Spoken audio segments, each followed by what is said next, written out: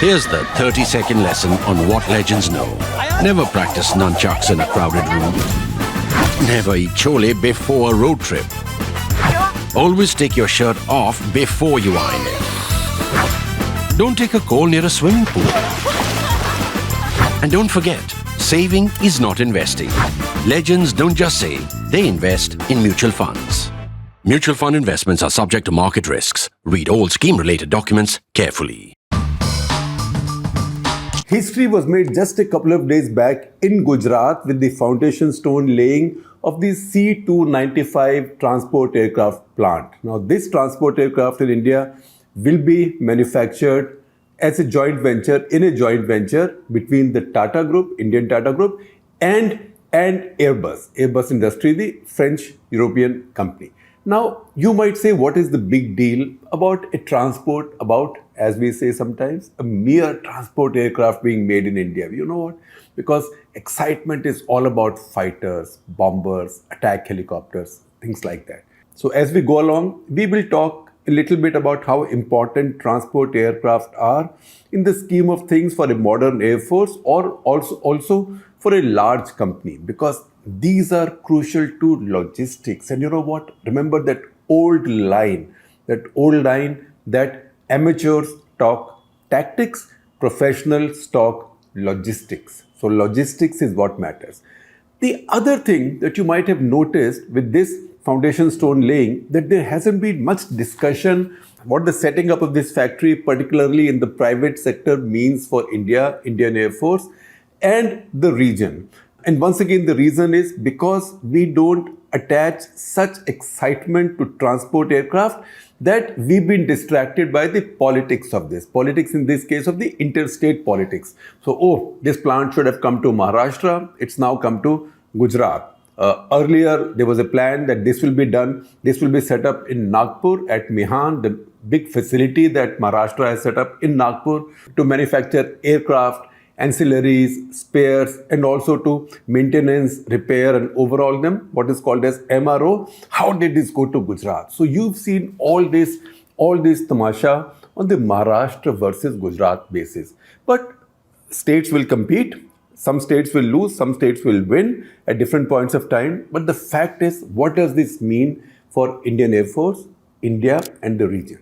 So first of all, before we get into what this aircraft is and what's been happening with Indian Air Force's transport fleet, why transport aircraft matter, let me tell you the three key takeaways from this. Number one, it is the first aircraft. Somebody might have prepared and got something to fly in a boutique operation, but this is a first aircraft of any size to be made in the private sector in India. The first.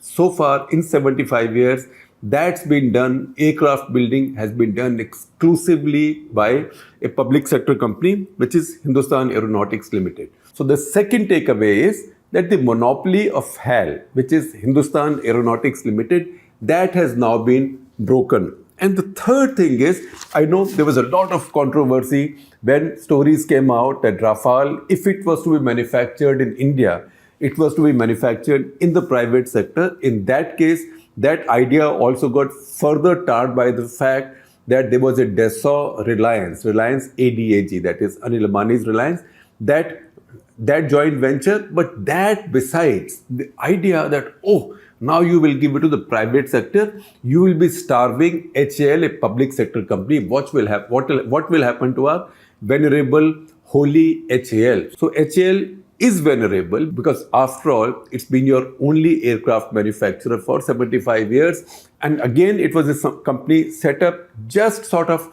on the eve of India's independence in the private sector, later taken over by the government, nationalized and expanded like that. So the belief at that point of time, or a big argument which was stretched to the level of a canard, was that HAL was now being destroyed and HAL will now be over. So once again, people might say that, look, you've given this aircraft to private sector to manufacture. What will happen to HAL? So that is the third key takeaway. HAL at this point of time is in very good shape. HAL's order book, if anything, is overflowing right now. They've got the order for 83 Tejas Mark 1A aircraft. After that, they will be making Mark 2 because once the Air Force has its 7-8 squadrons of Tejas aircraft, they will graduate onto the next model, which is Mark 2. So HAL will pretty much have the monopoly on that order. And meanwhile, they have a large order for helicopters as well. They developed the Advanced Light Helicopter, which has now many versions. And we just saw Prachand, its full-fledged armed assault helicopter come into service. So HAL's order book is full. The Sukhoi production line is coming to an end in a way, but it still has a lot of spares and other things to manufacture for Sukhoi. But it still has spares and other things to manufacture for Sukhois, of which the Indian Air Force employs 260 plus copies, with another dozen or so on the way, basically to replace those which have been lost in accidents over time. So HAL has a lot to do right now. This kind of a domination and control over the market from this. So this is a market domination which is for HAL to capitalize on or to fritter away. Now they can capitalize on it by delivering on their orders in time, not causing any delays, because the Air Force in the past has had many complaints about delays from HAL. But if they deliver on time, then they have their order book full. We also know that there are more trainer aircraft coming in. There's also a Desi, Indian-made basic trainer coming up. All of that, much of that is going to happen at HAL. So 3 takeaways to repeat. 1, it is the first aircraft to be made in the private sector. 2, HAL monopoly is broken. And 3rd, it's been done at a time when HAL's order book is full. So what better than having other private companies coming up to give HAL competition, because competition makes everybody better. And as we always keep saying, all monopolies are bad, and government monopolies, that is in India's case PSU monopolies, are the worst. So they need competition. So that's happening. And that's why this is such a significant event. Again, you see what will be the implications of this plant coming up. Now, this aircraft, nearly 150 copies are already being flown across the world. It's an aircraft of Spanish origin, which was taken over by Airbus. It's a popular aircraft. More than 150 are flying. Then Indian Air Force has ordered 56, of which 16 will come in flyaway condition by September next year, September 2023. And then another 40 will be produced in India. So what happens after 40 more are done? It's not as if this assembly line will come to an end, because this company will then be looking for exports, newer models, other aircraft in partnership with their joint venture partners, because this basic, big, huge infrastructure for aircraft manufacturing would have been set up. Plus, this will also become an MRO hub for this aircraft, because 150 are flying right now. For those also, you will need facilities to maintain, repair and overhaul them. That is the MRO in aviation business. This will also become an MRO hub. So that is why, so if you add this all up, this is a landmark event. This is a landmark event not just for Indian Air Force. They will be replacing a bunch of transport aircraft by another bunch of transport aircraft in a similar category. All those C-295s are very different from the HS-748s. HS is Hawker Siddeley, which Indian Air Force has been flying now for almost 50 years. The basic difference between the two is, in defense, for defense purposes, the basic difference is that HS-748 only have side opening doors. This one is more like a military aircraft or a military/cargo aircraft. So it has a rear ramp. So you can open the rear and then drive goods, drive armaments, even walk people in, paratroopers, anything you want to do. So it has a rear ramp, which HS-748 doesn't have. Plus it's much more modern, etc., etc. HS-48, how many does the Air Force have? I checked all the data. I can't tell you, because the numbers that you might get may not be so accurate, for the simple reason that a lot of the aircraft are not even flying. A lot of the aircraft are just being used to be cannibalized for parts to keep some of the rest flying. So that aircraft is really coming to an end of its life cycle. Indian Air Force, by the way, has among the longest life cycles for aircraft. Usual aircraft systems last anything between 40 to 50 years, sometimes even more with Indian Air Force. So that aircraft has done its job and it's on its way out. So it is not as if in strategic terms this will add that much more. But you know what? This is a very important part of the IAF's transport fleet. I will tell you what the transport fleet looks like now. So there are Avros HS748, which I told you are on their way out. Many of them are not flying. Many of those in the fleet are not flying because they are being cannibalized for parts to keep others flying. Number two, there are IL-76s. So there's a bunch of IL-76s. IL-76 was the first large jet transport that IAF acquired.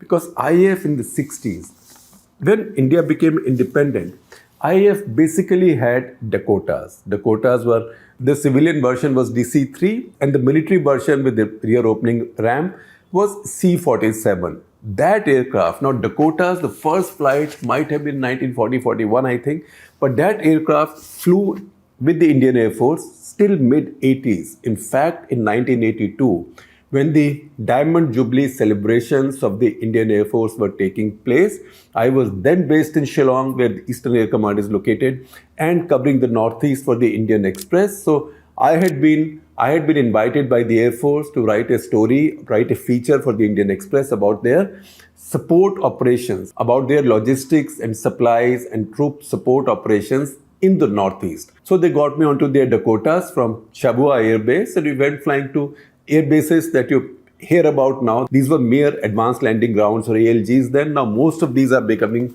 proper airports. Some are getting civilian flights also. So places like Zero, Vijayanagar, Machuka, Anini, you can see these on the map of Arunachal Pradesh. These were very remote in 1982, and you saw this aircraft with very simple avionics, if any at all. These were really, that aircraft was really a design marvel. It lasted a long time. And you know, you want to know how important logistics are and how important transport aircraft are. But for those same simple, Sasta, Sundar or Tikau Dakotas, India would not have been able to save Kashmir, because when the Pakistanis, infiltrators and the rest came into Kashmir, the first troops were landed in Srinagar on board the same Dakotas.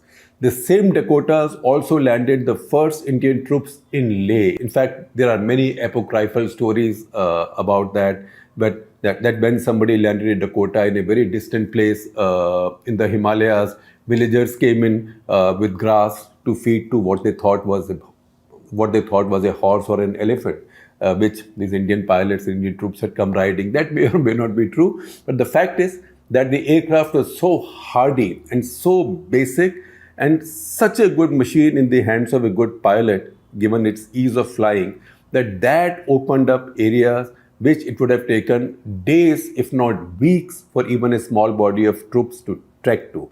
So that is what those transport aircraft did. And then you can see how Indian Air Force's transport fleet evolved from there. So for a long time, there wasn't very much.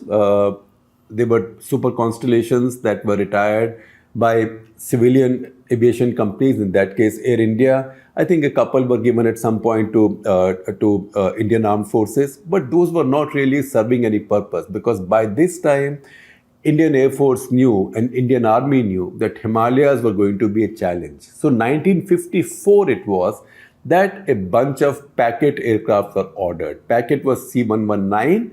It was an American production, later became a Canadian production, de Havilland, and Packets then became the workhorse of Indian Air Force. You see that aircraft for what it looks like. It has a very peculiar shape. It has a box-type construction in the back, and no surprise, it was called a boxcar. Indian Air Force called it a Packet. Packet, hai na? So it used to carry a lot of stuff. In fact, the Americans even tried to convert this into some kind of a gunship at one point. But this was the Himalayas. You have to reach high altitudes, take off and land from very short and rough landing grounds. That means the aircraft needed a lot more power. Now to give it more power, this was an aircraft with two piston engines, old piston engines. But to give it more power, engineers put on top of it, dorsally, on top of it, you can see those pictures, they put a jet engine, a jet pack on top of it. So this was an aircraft with two piston engines, further fortified by the power of a jet engine. So a rare bird, if I might call it that. And that then set many records. In fact, it was flying one of these aircraft that on 23rd of July 1962, a crew led by squadron leader then C.K.S. Raje, who later retired as Air Marshal, that crew landed a Fairchild packet at Daulat Beg Oldi. Remember Daulat Beg Oldi just a few years back when Indian Air Force landed a C-130 there on a refurbished proper airstrip? There was big excitement. So think about these people landing a plane there, and that plane also a hybrid plane, a piston engine propeller, but all propeller and not yet turboprop, but a piston engine propeller plus jet landing on that dirt strip in 1962. So that was a world record then, because that was a landing and then takeoff recovery at 16,700 feet. And that aircraft had taken a platoon of 32 Indian Army Jawans to be positioned there, because Daulat Beg Oldi, which is now also called Subsector North, has always been a very strategic sector, and India needed to man that outpost. That is why transport aircraft are so crucial. After that, we saw many more changes. We saw two more Canadian type aircraft come in. There was DHC-3 and DHC-4. One was called the Otter with a single engine. Second was called the Caribou with two engines. And Caribou again became very useful for these short airfields, advanced landing grounds, dirt tracks, etc., mainly for Himalayan and northeastern operation. And I can give you a little factoid. In 1966, in February 1966, end of February 1966, when Lal Denga in Mizoram announced that he had taken over the state and this was a sovereign republic, etc., and when it looked like his boys will overrun the treasury and the district collector's office and the locally based Assam Rifles battalion's headquarters, where lots of families were also resident, Mrs. Gandhi, Indira Gandhi, ordered air raids by Indian Air Force, and Indian Air Force did not have enough combat aircraft in that area, so some of the bombing raids were carried out by this Caribou aircraft, because all they were doing was put some bombs in their back and go up generally over the Aizawl area, and then open the rear ramps, then turn sort of vertically so the bombs would fall off, just to create a racket. So that would push the rebels away, and that's exactly happened, and the aircraft served its purpose. In fact, since we are talking about the use of transport aircraft in direct combat role, in the 1971 war, AN-12s, which was the first big four-engine transport aircraft that the Indian Air Force acquired. I think the first one came, if I remember correctly, in 1961, but by 1965, some aircraft had built in. By 1971, there were at least 3 squadrons of these. Some of these aircraft were filled with explosives and were employed for nighttime mass bombing raids, as much of mass bombing as you could carry out in those times, because neither India nor Pakistan had heavy bombers. So these aircraft were filled with explosives. These were large transport aircraft. Pakistan also, by the way, tried using the same tactics with its C-130 aircraft. In fact, one night they came to the airbase near Bikaner and dropped quite a few bombs. In fact, it just so happens, and that's a story you hear from your friends in the Air Force, that it was a moonlit night, they mistook a dried river course. Remember, it was December. They mistook a dried river course for the runway of the airbase and dropped the bombs on the dry river course. But these aircraft carried a lot of bombs. In fact, 1971, if I do remember correctly, there was at least one Mahavir Chakra awarded to the commander of one of these formations of AN-12s that carried out bombing runs over Pakistan. This evolution over the 60s, 70s then saw AN-12s from Russia. By this time, which means from mid to late 60s, India was fully in the Soviet circle, which means almost all of India's new defense acquisitions now from the Soviet Union. So they were the AN-12s. IAF was still maintaining and running its Fairchild packets and other aircraft and Caribous, but AN-12s came in and they became the workhorse. After AN-12s, again, IAF got more aircraft from the Soviets, including a VIP aircraft, a VIP communication jet aircraft called Tu-124. So 3 of them were bought for what is called as the communication squadron, or comm squadron as the Air Force calls it. Communication squadron is used to carry the VVIPs of the land, and usually they should be the safest aircraft. It so happened that one of these, on 24th of November 1977, one of these crashed in Upper Assam, and its VVIP passenger was none else than Morarji Desai, who had become Prime Minister of India just a few months earlier. It was one of those storied and tragic events where the plane crashed, everybody on the plane, including the crew, died, but Morarji Desai sort of dusted his clothes and walked off. After that, the Indian Air Force did not fly those aircraft for very long. Now the communications squadron has very sophisticated aircraft. It has the Embraers, it has the new 777s, etc., etc. Then we come to the 80s. Now, by the time you come to the 80s, Indian Air Force also needs a medium transport aircraft because the packets now must retire. The packets can't go on forever. In any case, packet was a Jugaad aircraft and they were just flogging it. And there were some issues with packet. There were the odd crash as well. In any case, the plane was much too old now. And also, once the original manufacturers of a plane had stopped manufacturing it for a couple of decades, it's very difficult to maintain those planes. So Indian Air Force needed a new aircraft. But this time, again, there was a usual problem, not enough money.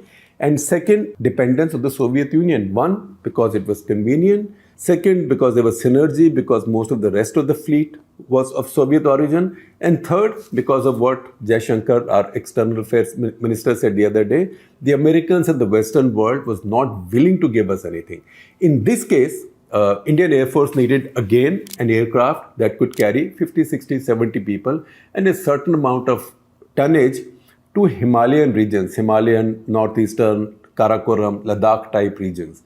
Now, the Russians did not have an aircraft available for that specification because Russians had aircraft that might be able to use rough air bases or unprepared landing grounds, etc., but not for these altitudes. They had an aircraft, however, meeting some of the load specifications that was called AN-26 from the Antonov Design Bureau, which, as we know now, is in Ukraine. So AN-26 was available, but it did not have the power or the ability to operate from these heights, at these altitudes, and that too from this kind of chota landing grounds on these altitudes. So the Russians customized an aircraft for Indian Air Force. In that aircraft, they put bigger engines. From what I remember correctly, these were the engines of the larger AN-12, which was a 4-engine aircraft. Those engines were put, or something like those engines were put on this new model that they created specifically for Indian Air Force. And these engines were then fitted much closer to the fuselage, etc. Now, don't ask me to go into more detail. I'll make a fool of myself because I don't know aviation technology, but I know the plane and I know what people have told me and what I've read. So that gave it the ability to generate the power to be able to take off, at high altitudes from short landing grounds and rough landing grounds. That then became the tactical workhorse of the Indian Air Force. Of that, Indian Air Force now has about 100 plus, maybe 105 or so.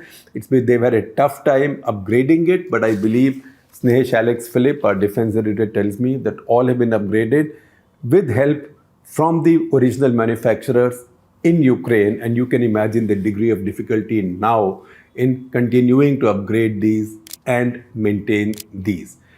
After that, as the Soviet Union collapsed, once again India had an issue, and by this time the Antonov factory had gone to Ukraine because the Soviet Union broke up. The old business terms in the Soviets were not available.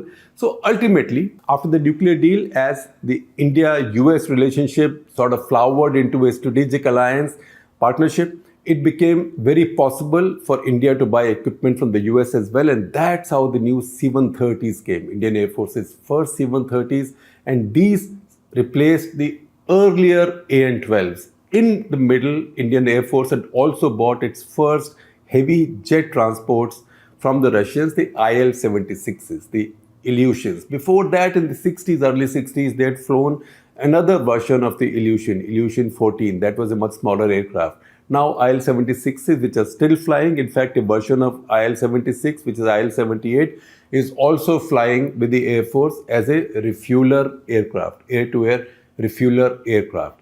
And then came the biggest aircraft that the Indian Air Force has for its logistics needs.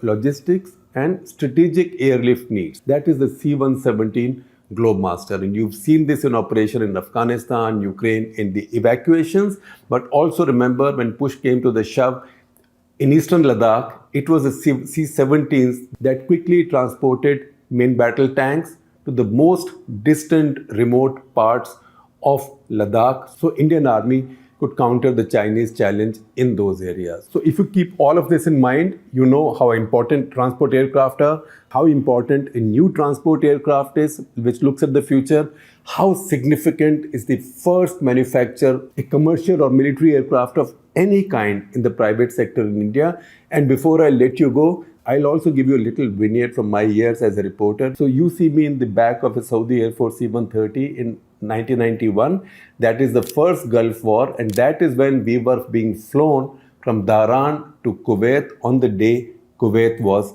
liberated. And you know what? All the crew in that aircraft, Saudi Air Force aircraft, all the crew was on secondment or in deputation from who else but Pakistan Air Force.